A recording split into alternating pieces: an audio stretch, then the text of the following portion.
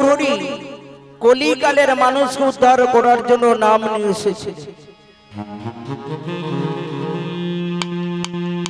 তারপরে কৃষ্ণচন্দ্র কলিকালে হলেন গৌরাঙ্গ মহাপ্রভু। সুরধনির তীরে সচির গর্ভ সিন্ধু মাঝে নদীয়ার চাঁদনী মায়ের রূপে আসলেন। তাহলে গৌরহরি কি আর কোনো কাজ ছিল না? তাহলে কলিকালের মানুষকে উদ্ধার করার জন্য নাম নিয়ে আসলেন। কি নাম নিয়ে এসেছিলেন? গৌরহরি যে নামটা নিয়ে এসেছিলেন কি নাম? জয় রাধে রাধে।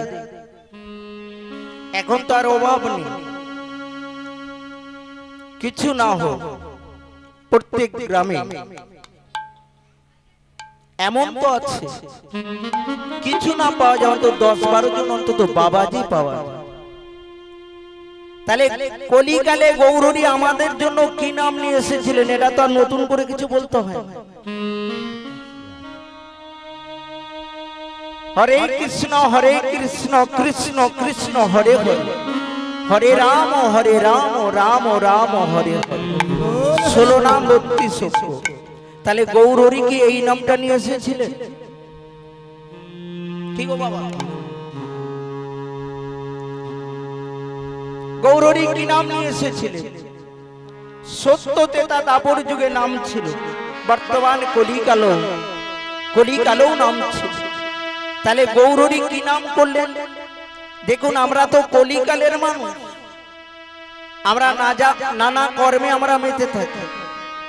আমরা ভগবানের নাম করব সে সময় আমাদের থাকে। তাই চৈতন্য মহাপ্রভু মনে মনে ভাবলেন যে এরা কলিকালের মানুষ, এরা বেশি সময় দিতে পারবে না, এদের জন্য ছোট করে কি করলেন?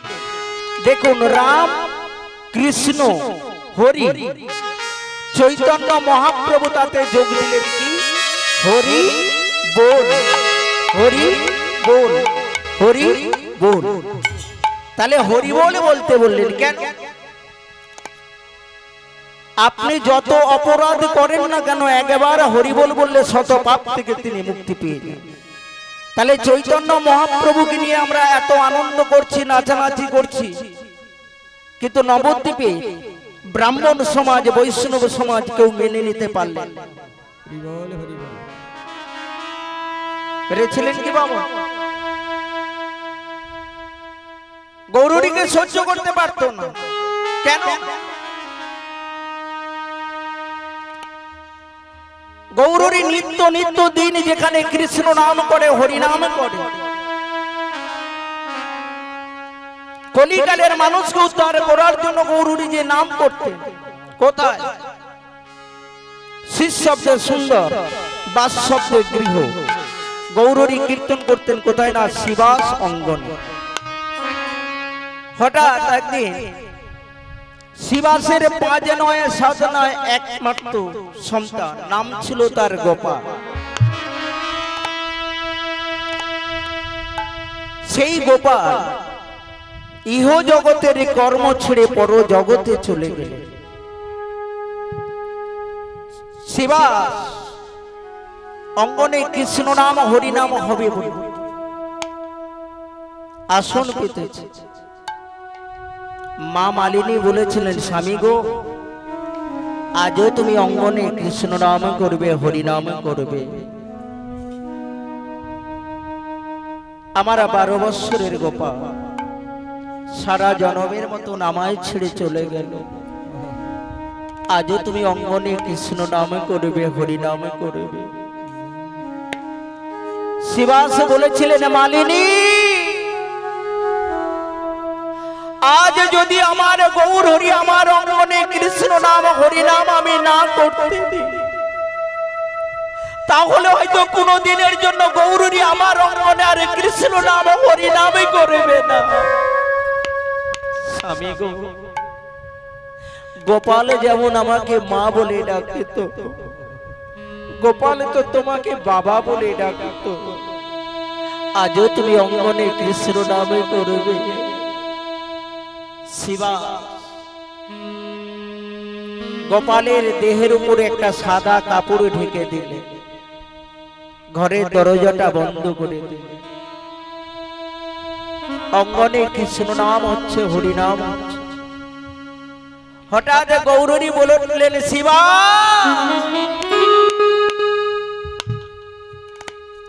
আমি ভক্তকে পরীক্ষা করি, কিন্তু না যে ভক্ত আমাকে পরীক্ষা করছে, আমিও দেখবো শিবা এই কথাটা তুমি কতক্ষণ গোপন রাখতে পারো। তাই গৌরী শিবা সঙ্গনে কীর্তন করছে, হঠাৎ থমকে দাঁড়িয়ে গেলে বললেন, শিবা আমি নিত্য নিত্য দিন আমি তোমার অঙ্গনে কৃষ্ণ নামে করি, হরি নামে করি।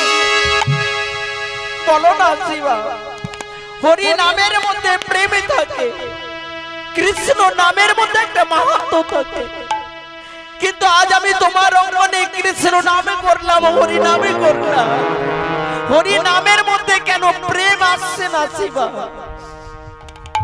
শিবা সে করজোরে বললেন, প্রভু আমি কি কোনো অপরাধ করেছি? না না, তুমি অপরাধ করতে পারো, কিন্তু বলো না শিবা নিত্য নিত্য দিন আমি কৃষ্ণ নামে করি, হরি নামে করি, হরি নামের মধ্যে প্রেম থাকে, আজ কেন আমার প্রেম আসছে না? গৌরী বললেন, শিবা বলো না। শিবা সে বললেন, প্রভু আমি কি কোনো অপরাধ করেছি? আমি কি কোনো অপরাধ করেছি? না না, আমার মন বলছে আমি যে নিত্য নিত্য দিন আমি তোমার অঙ্গনে কৃষ্ণ নামে করি, হরি নামে করি, আমি সবাইকে দেখতে পাই, শুধু একজনকে দেখতে পাচ্ছি না কেন? শিবাস মনে মনে ভাবছে প্রভু কার কথা বলবে? শিবাস করজোরে বললেন, প্রভু তুমি কার কথা বলছো? জানো আমি অঙ্গনে কৃষ্ণ নাম করছি, সবাই আছে, কিন্তু এর মধ্যে একজন তো আমি দেখতে পাচ্ছি, সেটা কে? তোমার 12 বৎসরের সন্তান, নাম হলো গোপাল। শিবাসী করজোরে বললেন, প্রভু আমার গোপালে ঘুমিয়ে পড়েছে, আমার গোপাল আজ কৃষ্ণ নাম হরি নাম আস্বাদন করবেন। গৌরী বললেন, বাবা বাবা শিবা তুমি আমাকে পরীক্ষা করছো, জানো জানো শিবা আমার মন বলছে তোমার গোপালকে ডাকো, তোমার গোপালে যদি আসা হয় তোমার কৃষ্ণ নামে প্রেম আসতে পারে। শিবাস নিরূপা মনে মনে ভাবছে ভাই এখন আমি কি করব? গৌরী বললেন, শিবা যাও তোমার গোপালকে ডেকে নিয়ে আসো। শিবাস তো বলতে পারছেন যে 12 বৎসরে গোপাল ইহ জগতের কর্ম ছেড়ে পর জগতে চলে, কোনদিনের জন্য কৃষ্ণ নাম হরি নাম আর আস্বাদন করবে না। তাই শিবা নিরূপা গৌরী বলছে, শিবা কেন তুমি দেরি করছো? যাও তোমার গোপালকে নিয়ে আসো। শিবা ছুটে গেলে ঘরের দরজাটা খুলে মৃত সন্তানকে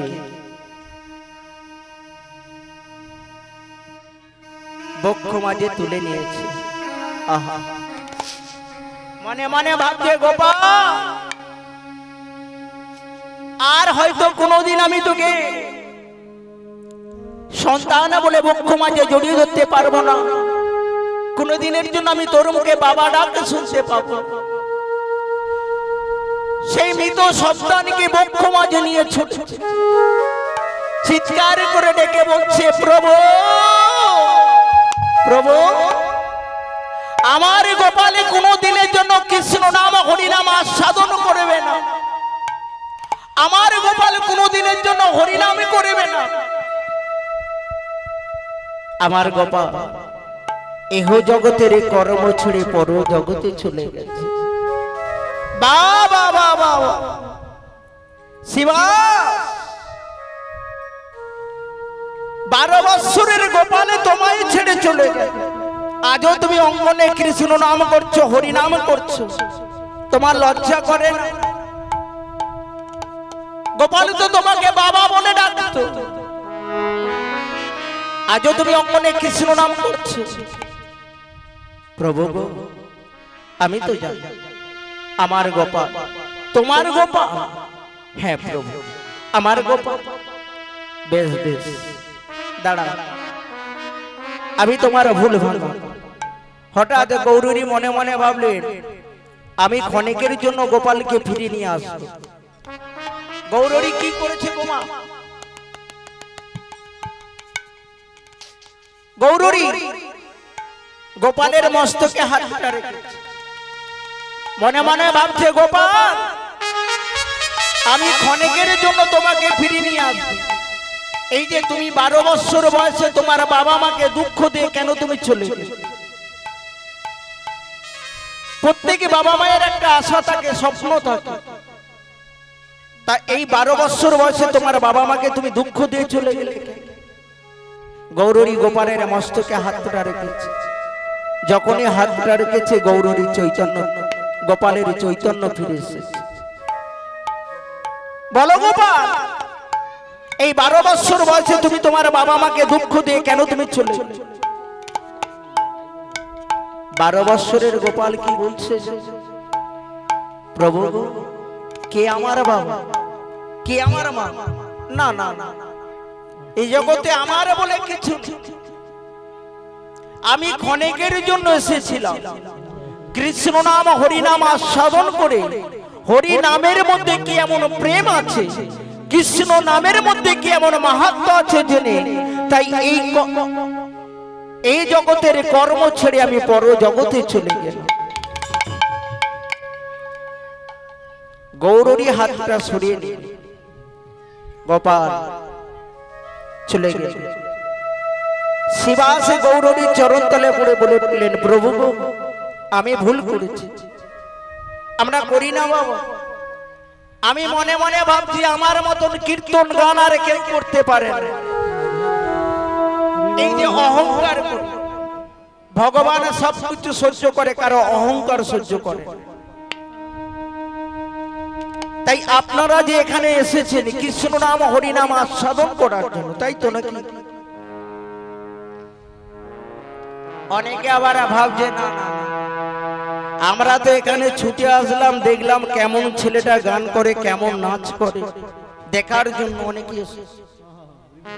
কিন্তু আপনারা বলুন তো, আপনারা যে আসনটা গ্রহণ করেছেন এই আসনটা কার?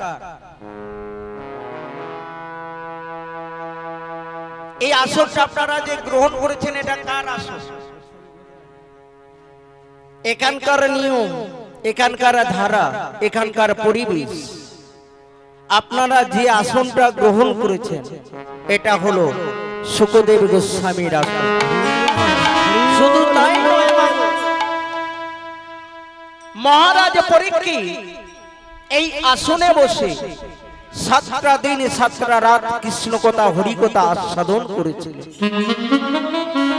তাহলে আজকে আপনারা যে আসনটা গ্রহণ করেছেন তাহলে এটা হলো শুকদেব গোস্বামীর আসন। এই আসনকে যখন আপনি গ্রহণ করবেন আপনাকে এই আসনটিকে প্রণাম করে গ্রহণ করতে হবে, তাই না? কিন্তু যারা জানে তারা প্রণাম করে বসে। আবার হয়তো উঠে যাবার সময় আপনারা ভগবানের উদ্দেশ্যে ভগবানকে প্রণাম করে আপনারা যে যার গৃহ কর্ম করার জন্য বাড়িতে চলে যান।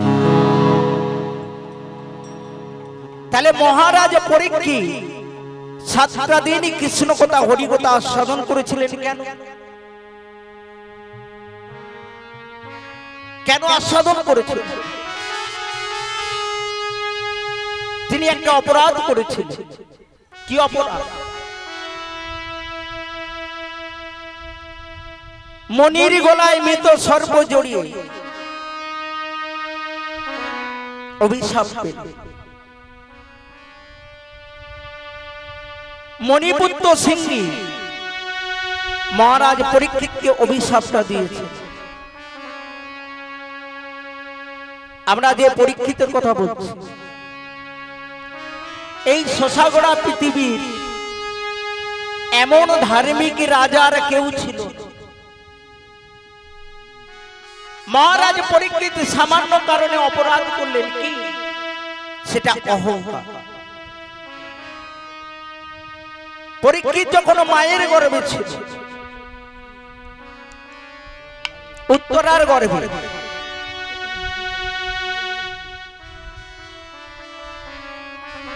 পরীক্ষিতকে মারার জন্য এমন একটা অস্ত্র চালনা করেছিল,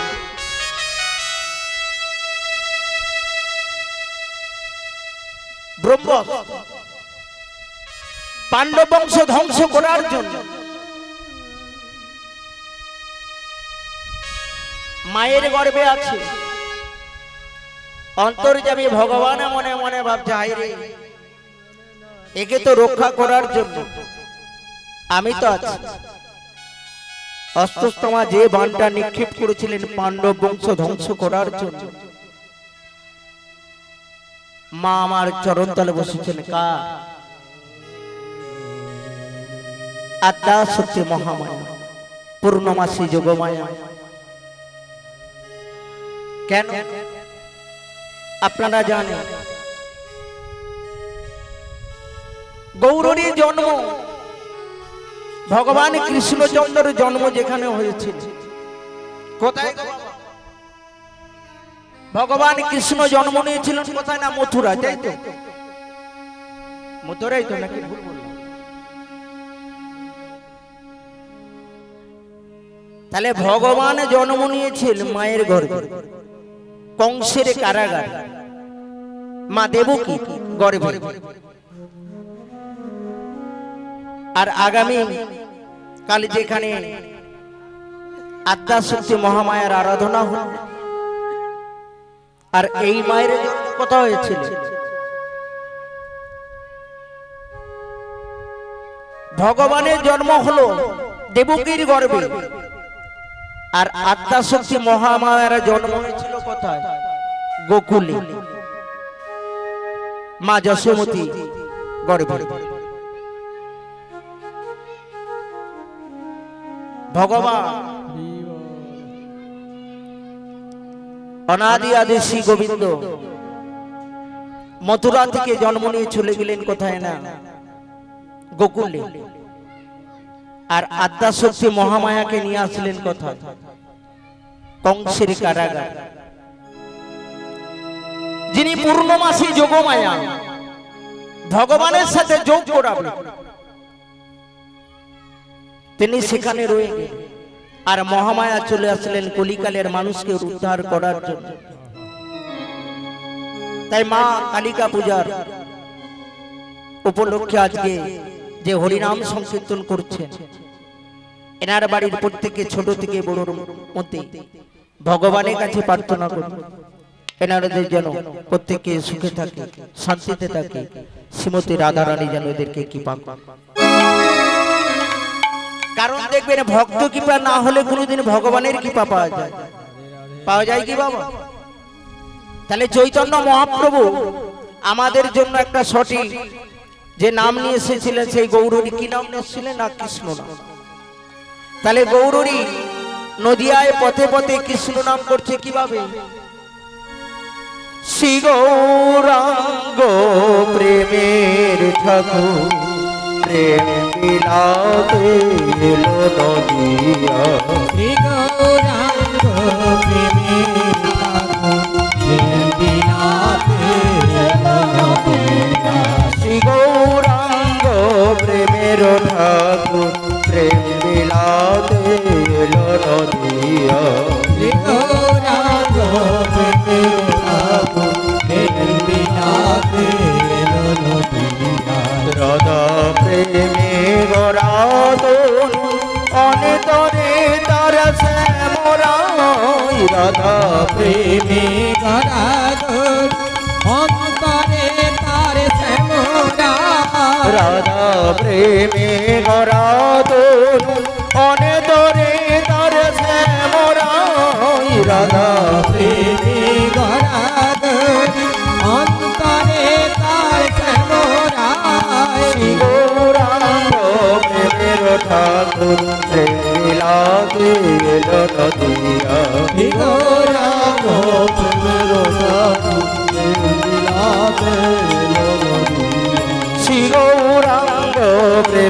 ঠাকুর প্রেম বিলাতে এলো নদিয়া শ্রী গৌরাঙ্গ প্রেমের ঠাকুর প্রেম বিলাতে এলো নদিয়া।